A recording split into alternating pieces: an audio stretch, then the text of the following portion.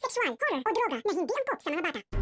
Mas nagiging malikot na nga ang pag-iisip nitong si Megan matapos makita ni Megan na may koneksyon ang kanyang inang si Dara at ang nanggulo sa fan-made Yumi na itong si Karina. Kaya dito nga pinuntahan ni Megan ang kanyang ina at binusisi nga ito kung magkakilala nga ba si Karina at si Dara. Subalit mariin nga itong itinanggi ni Dara at sinabi niya kay Megan na hindi niya kilala ang babaeng ito.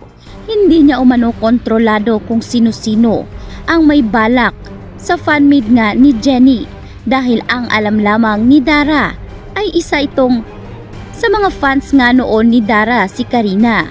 Samantalang hindi nga magtatagal ang kasinungalingan ni Dara dahil naipit na nga sa sitwasyon si Karina. Napilitan na siyang puntahan sa pamamahay nito si Dara at humingi ng tulong.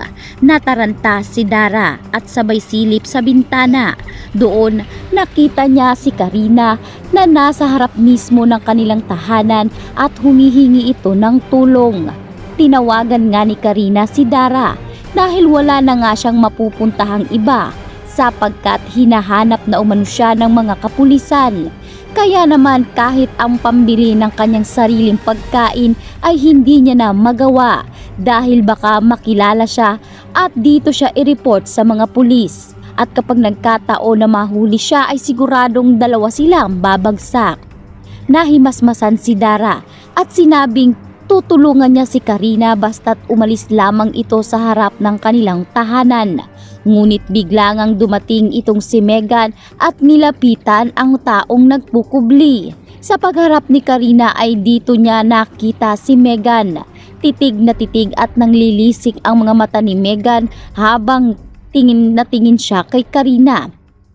Kaya sinabi ni Megan na masyado umanong pamilyar ang kanyang mukha.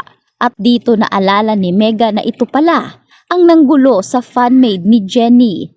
Kaya dito galit siya na galit at sinabing paano umano nasikmura ng babaeng ito na meron nga siyang buhay na muntik nang mawala. Sinabi ni Megan na kritikal ang naging sitwasyon noon ng ama ni Jenny na itong si Mang Perry.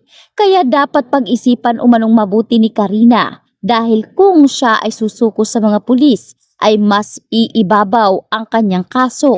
Subalit natakot si Karina at lumabas at umalis. Doon ay bigla nang pumasok si Megan sa pamamahay nila at dito niya na kinompronta ang ina dahil naniniwala si Megan na may kinalaman talaga ang kanyang ina dito kay Karina.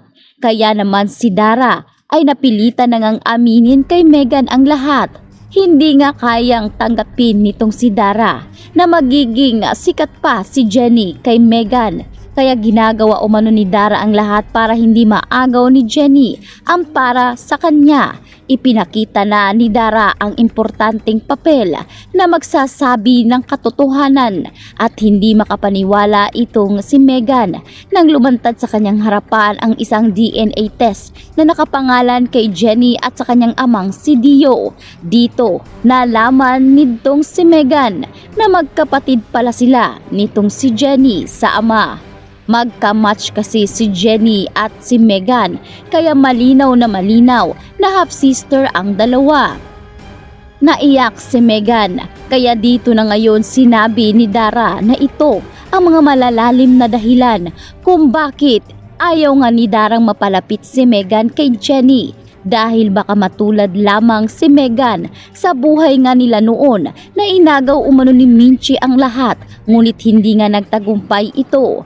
Dahil mas namayagpag si Dara at ipinagpatuloy ang kanyang sarili kasama si Dio. Sa kasamaang palad ay maagang nawala sa kanilang mga palad itong si Dio.